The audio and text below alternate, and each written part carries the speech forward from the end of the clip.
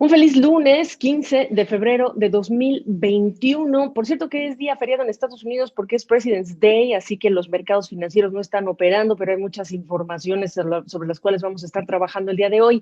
Pero también es un día interesante porque se cruzan muchos eventos en estos últimos días. Está el President's Day hoy, hablábamos el viernes del Año Nuevo Lunar, el Año Nuevo Chino, pues que se está celebrando no solo en China, sino en otros países de la región de Asia.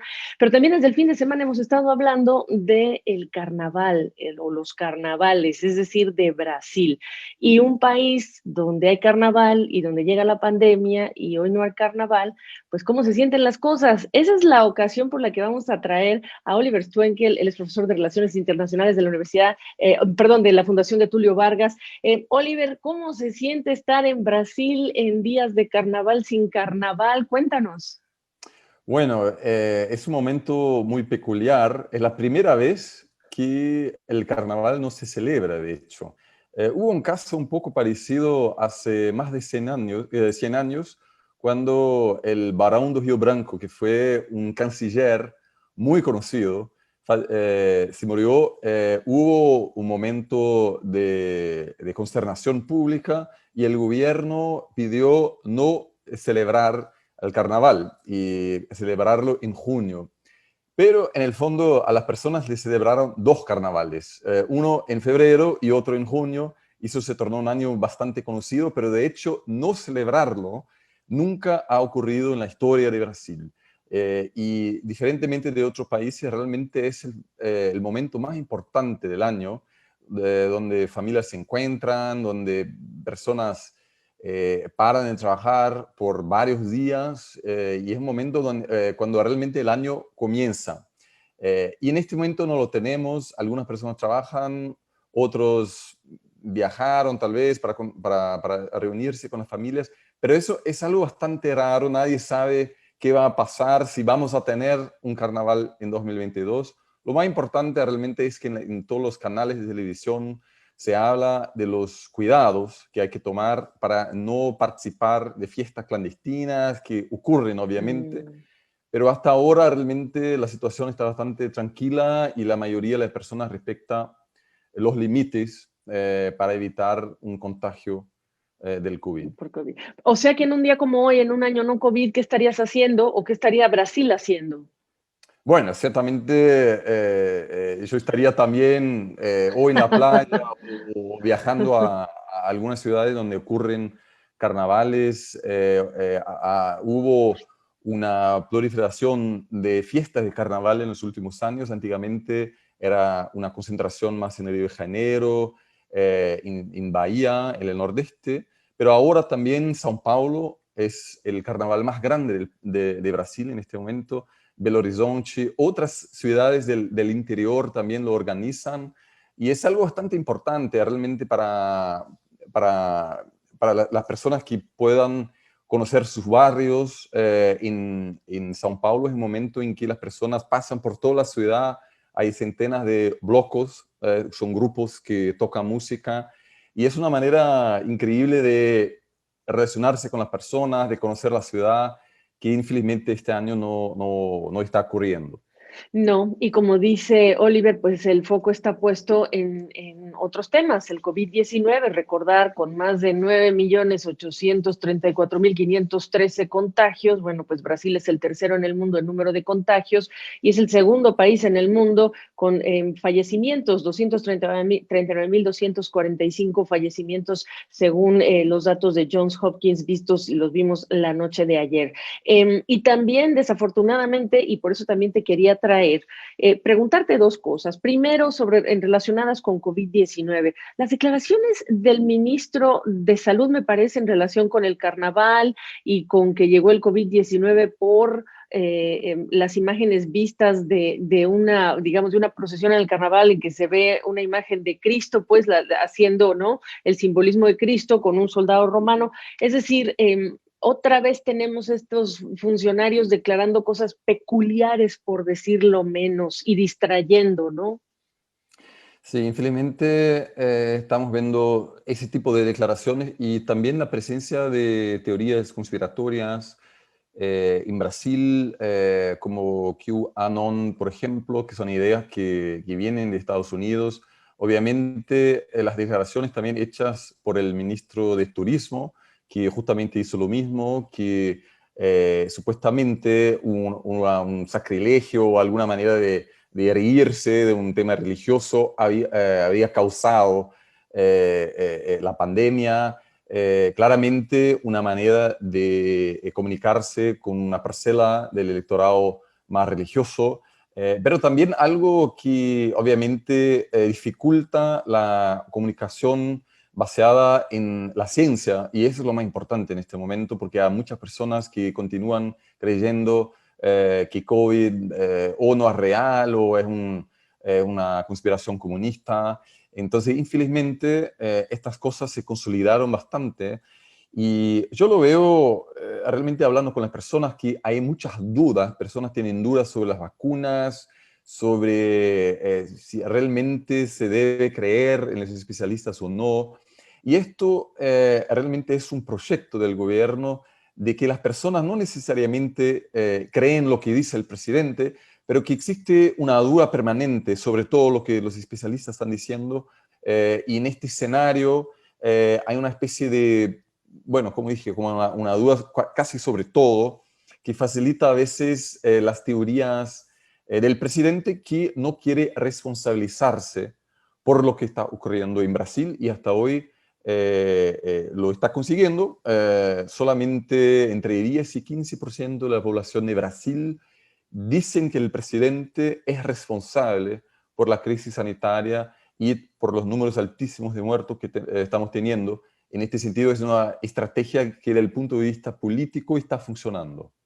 Wow, y fuerte, ¿no? Y la situación, porque además hace poco estuvimos hablando contigo directamente sobre la situación del estado de Amazonas, lo que pasaba en Manaus, la crisis del oxígeno, el ministro reconociendo que había colapsado, un ministro que por cierto es miembro del ejército, no especializado, etcétera. Y hace unas horas también estábamos revisando informaciones de nuestra afiliada CNN allá, de las declaraciones de una profesora del Instituto de Medicina Tropical allá de la Universidad de Sao Paulo, diciendo que la variante conocida como la cepa de Manaus se confirmó en Sao Paulo, y además es un paciente, como en estas cosas, que no ha viajado al Amazonas. Así que eso te genera también ese contraste de funcionarios hablando de esto, este descrédito o esta desinformación, y al mismo tiempo tiene situaciones tan agudas como estas, Oliver.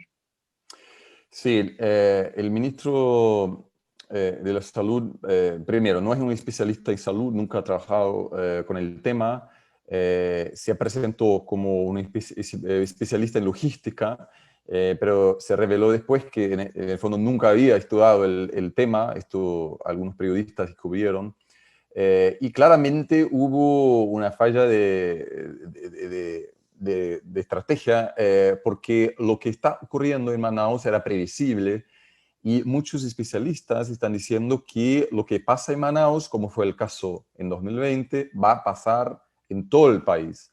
Entonces hay que tomar presidencias ahora, preparar, tomar pasos concretos para que este escenario no se repita en todo el territorio nacional.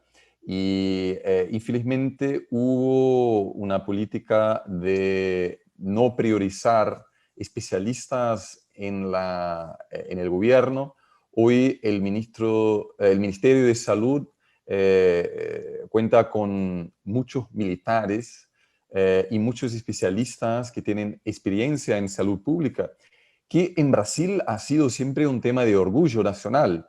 Brasil tiene un gran histórico de combatir SIDA, por ejemplo, ha sido destacado diplomáticamente para viabilizar la producción de genéricos. O sea, esto es un tema muy importante y las personas que estudian salud pública son personas muy preparadas en Brasil. Entonces, llama mucho la atención que justamente esas personas ya no hacen parte del gobierno y las personas que toman las decisiones clave sobre temas de salud pública hoy son militares que no entienden mucho del tema, que explica por qué el gobierno no estaba bien preparado para lo que está ocurriendo en Manaus en este momento. Claro, y eso es muy importante. Algo similar está pasando en México con incluso las presiones que sienten aquellos expertos especialistas que son, que se deben a la ciencia y que encuentran en algunas esferas de gobierno federal, estatal y municipal, pues este contrapeso o vamos, oposición a lo que son conceptos de la ciencia. Y otra cosa, antes de cerrar esta conversación y preguntarte entonces cómo está tu país o cómo está Brasil y cómo se ven las cosas, otro tema que nos hizo mucho ruido es pues el presidente Bolsonaro emitiendo decretos, 4 en particular, para facilitar el acceso a las armas y municiones. Vamos, el tema de los detalles de estos decretos, o sea, la flexibilización, además es impresionante. Yo estaba leyendo que estaba aumentando el límite de armas que cada brasileño puede comprar, la cantidad de municiones, es decir, hay muchísimas reacciones incluso en el ambiente político diciendo el presidente se debería preocupar más por hablar de vacunas y menos por hablar de armas. ¿Consideras que es una crítica justa? Sí, o sea, lo que el presidente está haciendo es muy preocupante. Brasil ya tiene un problema de décadas de seguridad pública.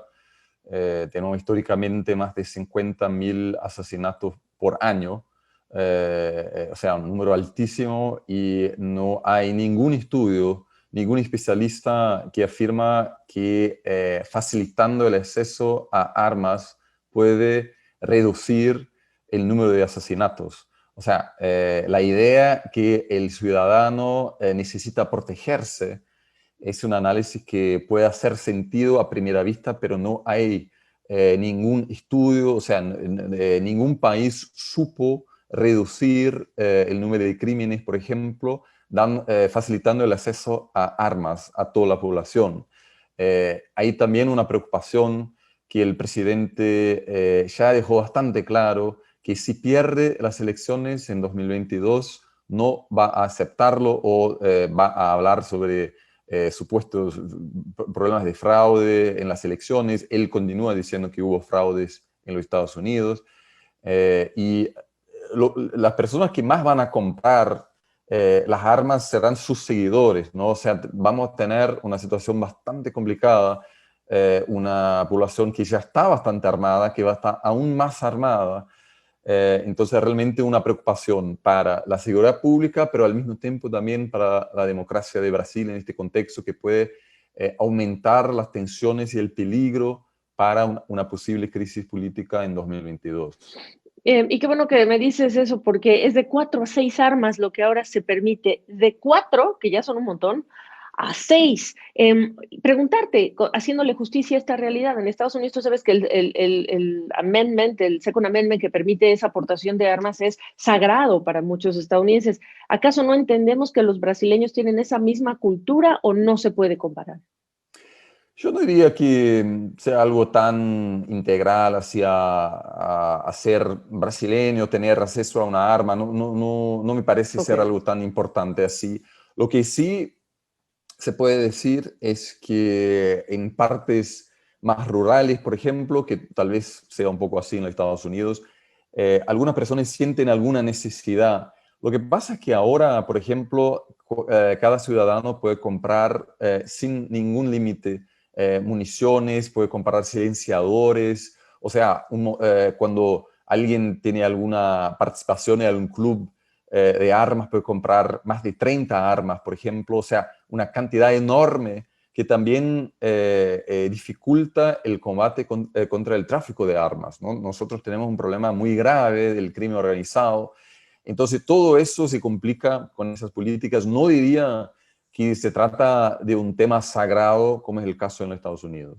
Muy bien, y entonces para cerrar, Oliver, he tocado estos temas porque son los temas de los últimos días, pero por supuesto que hay otros que son de índole económica, etcétera. ¿Cómo cerrarías esta conversación describiéndonos cómo está Brasil hoy?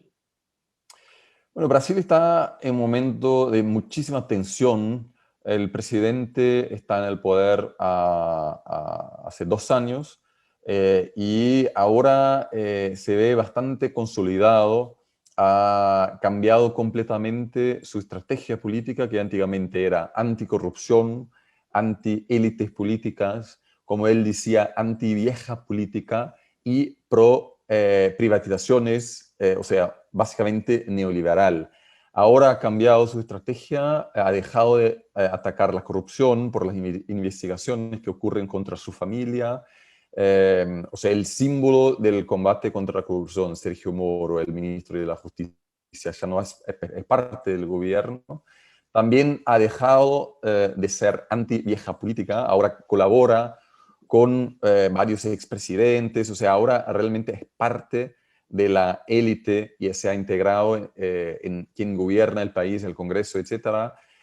Y ha dejado de promover de manera seria la apertura económica, las privatizaciones, o sea, ya se sabe que esto no va a ocurrir por las transferencias económicas de emergencia, el auxilio emergencial, como se llama en Brasil, también ha aumentado el apoyo que tiene entre los más pobres y está perdiendo apoyo en las ciudades.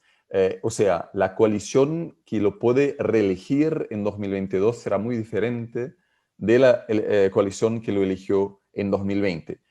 No hay una oposición organizada. Lo más probable en este momento que vamos a tener una segunda vuelta de Bolsonaro contra el Partido de los Trabajadores. Entonces muchas personas que no les gusta Bolsonaro, pero creen que el PT, el Partido de Trabajadores, es peor aún, van a apoyar a Bolsonaro. Entonces, en este momento, el escenario más probable es una reelección de Bolsonaro y la consolidación de su proyecto político. Bueno, pues ahí están las cosas. Qué gusto saludarte en esta crisis que no sé si es de identidad porque no la tienes, pero sí es de crisis de carnaval o no carnaval y que se hace en un día como estos en tiempos de COVID, Oliver. Muy obrigada, ten una excelente semana y nos vemos pronto. Oliver Swenker. Muchas gracias.